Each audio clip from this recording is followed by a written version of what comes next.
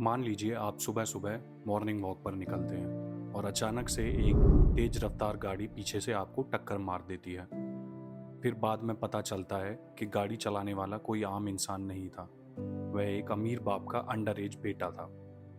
या आप मान लीजिए कि आप किसी रेस्टोरेंट में अपनी फैमिली के साथ डिनर करने जा रहे हैं और अचानक से एक अंडर कंस्ट्रक्शन ब्रिज का स्लैब आपके ऊपर गिर जाता है। टीवी पर एक दिन खबर चलती है, दूसरे दिन सोशल मीडिया पर लोगों का गुस्सा दिखता है और तीसरे दिन से सब नॉर्मल हो जाता है। लेकिन क्या आपने कभी सोचा है कि इस देश में एक आम आदमी की जान की क्या कीमत है?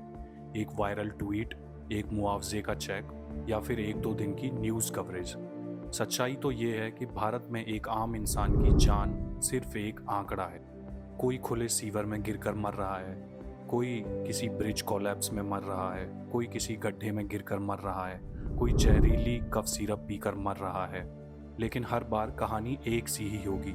जांच होगी, कमेटी बैठाई जाएगी, दोषियों को सजा दी जाएगी। लेकिन कुछ केस ऐसे भी होते हैं जो कि सिस्टम का आईना बनकर रह जाते हैं। Pune hit and run case तो आप सभी ने सुना ही होगा।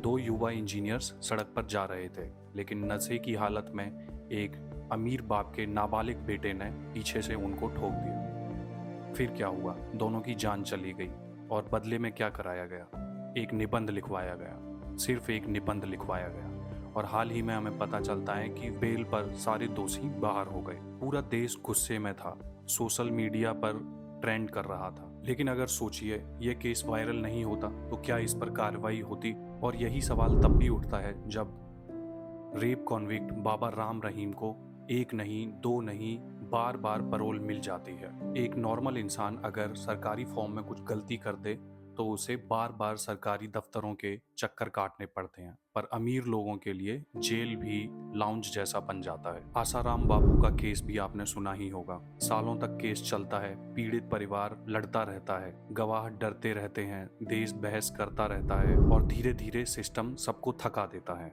यही सबसे बड़ा हथियार है इस सिस्टम का, डिले। इतना डिले करो कि एक आम इंसान इंसाफ मांगते मांगते थक जाए।